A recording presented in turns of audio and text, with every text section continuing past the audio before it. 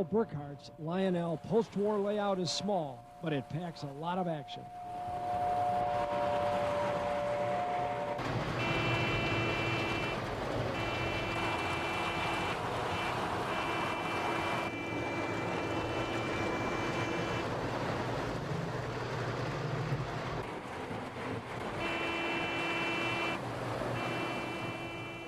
The layout measures 11 feet by 8 feet and is located downstairs in the study of Burkhart's ranch-style home.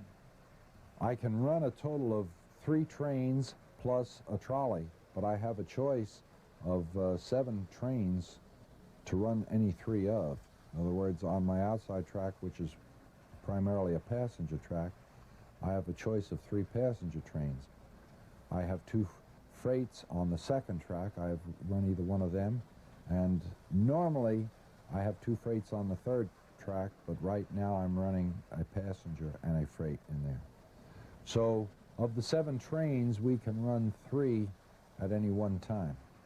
There are 4 transformers. 2 Lionel ZWs power the trains, and 2 Zs power the lights and accessories. All the curves are standard O gauge, and the wiring is not color-coded. I imagine if another train collector got under my layout and looked at my wiring, he'd probably shudder. But I know what's under there, I know how I did it, and it's worked for 8 years, so I'm happy.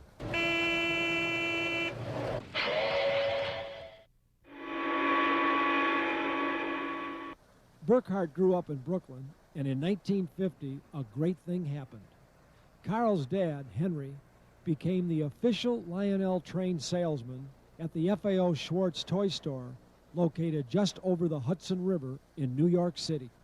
Each year he had the opportunity to get some display items after the holidays and things like that at very excellent prices.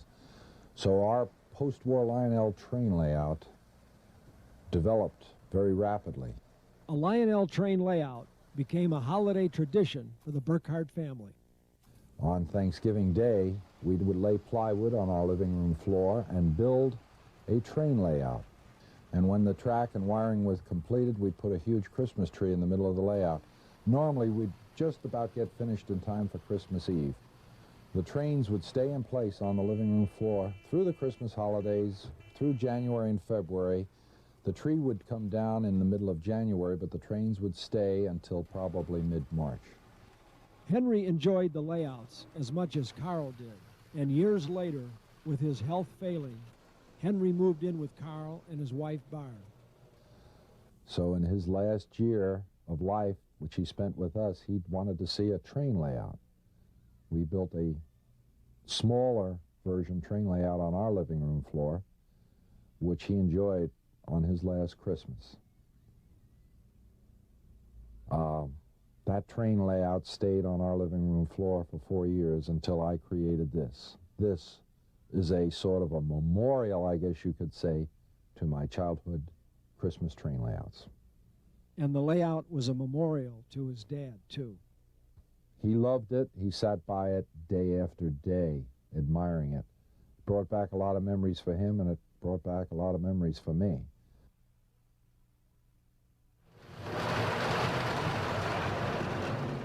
Burkhart has always been fond of the Lionel SP-styled caboose.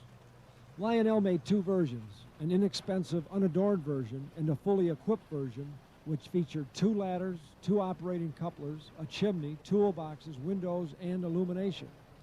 Carl bought both and took the parts off the better version and installed them on the cheaper version. Basically, cheapy cabooses that have been fully trimmed with toolbox frames, ladders, chimneys, windows, lights, the whole 9 yards. The result, a unique backdrop. 33 Lionel SP-style cabooses, all wired, all fully equipped, and all one of a kind.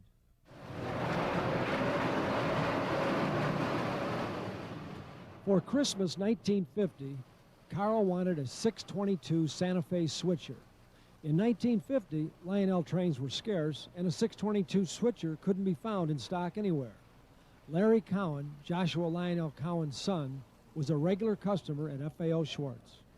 Apparently he was a customer there, and he always checked with Dad to see how Lionel train sales were going and things, and Dad mentioned to him of our hunt for a 622 that we couldn't seem to find to buy, and several hours later, Dad received the 622 by messenger that supposedly was the 622 off the Lionel showroom layout. I have no way of proving that, but I was given the engine as for Christmas in 1950, and I was very flattered with the story, and it certainly made me happy as a 13-year-old.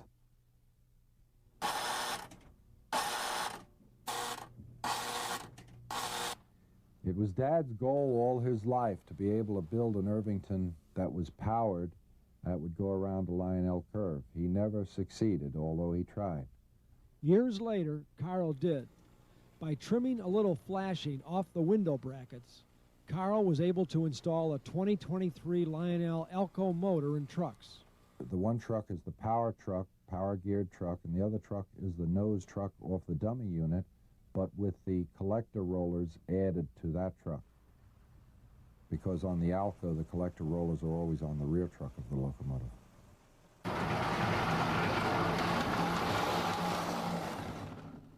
One of my special treats was in the fall of 1951. I visited Schwartz to see my dad on a Saturday, and the Lionel demonstrator, who was hired just to run the Lionel train layout, was sick. Carl was asked if he would mind standing in for the absent Lionel demonstrator. Carl did not mind at all. And at the end of the day, the vice president of the Star, I believe his name was Strobel, Mr. Strobel, wanted to see me. So at the end of the day, Dad took me up to his office. And mind you, this is 1951. Mr. Strobel gave me a $5 bill and shook my hand and thanked me for my efforts. And to me, running Lionel trains all day, I didn't need to be paid to do that. But it was certainly a highlight for me. I don't have the $5 bill anymore, but I had a little yellow button that said I was a train demonstrator, and I saved that till this time. Carl operates the trains for his own enjoyment at least every other day. Sometimes he is content to just sit in the darkened room, the trains at rest, the only illumination coming from the small lights on the layout. It is during these quiet moments that the memories begin.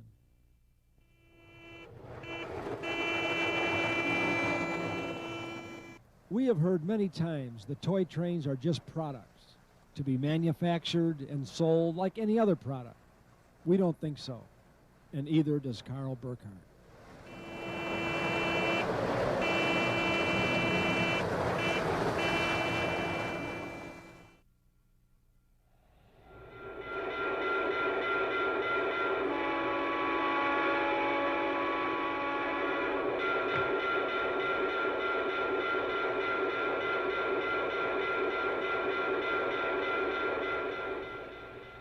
"37-year-old Terry Johnson has been building train layouts since he was a kid. He has built N-gauge layouts, HO gauge, and in November of 1990, he decided to build a Lionel layout. Well, with the HO layout, the operation of it is something that I wanted to do, and with Lionel, I just wanted to be able to run trains and have a good time and see the bells and whistles and lights and smell the smoke and the ozone and get dirty and hear the bang of the wheels on the rails. The layout is U-shaped and is built along 4 walls of the 18 by 21 foot room. A bridge, which Johnson crafted from 1x4s, Tinker Toy parts, and a gear motor, lifts to allow entrance, then lowers to provide an uninterrupted path for the 2 main lines. An electrical interlock stops the trains if the bridge is in the up position. Right now I have 3 loops, and the top 2 are connected to each other, so I can run any train on any of those 2 loops anywhere on the track that I want. At this point in time, I can only run 3 trains at once, but it's wired for blocks right now, and when the financial situation allows, I'll be buying some relays, and I can run up to probably 7 trains at one time. The layout is still being built, and eventually Terry will add more scenery and buildings. But it's nice just the way it is now. Kind of sparse and vacant. A refreshing change from layouts where every square inch is covered with something. Well, as you can see, I've got a long way to go as far as scenery. I'd like to do a little bit more scenery on the Lionel, but not so much as the HO. We'll buy a lot more Plasticville because that's what the kid would have had in the 50s, and that's what I want to have now. One area that is finished is the mountain, which rises 6 feet 4 inches from the floor. Its deep river gorge is spanned by an impressive 40-inch long trestle bridge, which Terry hand-built by cutting 1x4 pine into narrow strips. I sell dental supplies, so I have access to dental plaster and stone, so I built the mountain out of a web of autoclave tape, which is like masking tape, and newspapers wet down with water, and some plaster of Paris and some dental stone and dental plaster.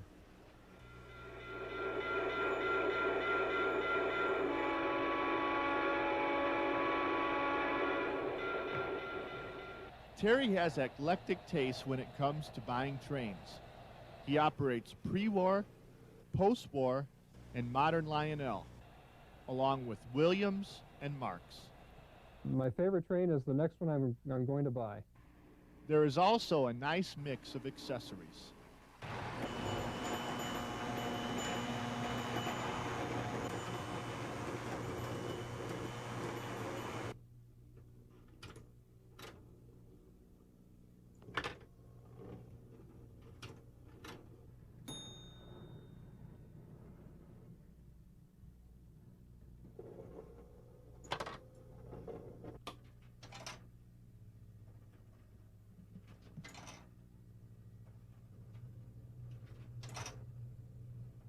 A scratch-built turntable awaits a roundhouse, which is currently in production.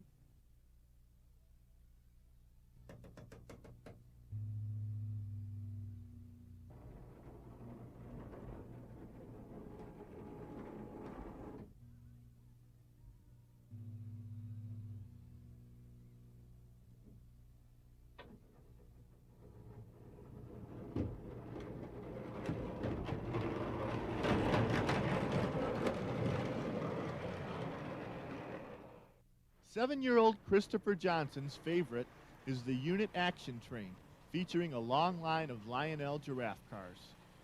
My 7-year-old thinks that having a basement full of trains is normal. The layout is powered by Lionel ZW and KW transformers. A Lionel 1033 powers the yard. There are 12 blocks for the main lines, and each siding is also blocked. Several small transformers power the lights and send constant voltage to the switch machines. The track is Gargrave's Phantom third rail, combined with Lionel 072 switches. The upper loop has 072 curves, the middle 054, and the lower loop 027-inch curves. I wanted to put the Lionel layout at about eye height, and my eye height is probably around 5 feet 5 inches or 5'7", and I wanted the highest rail to be that high so you could view it and look like you were really at the rail head when you were looking at it.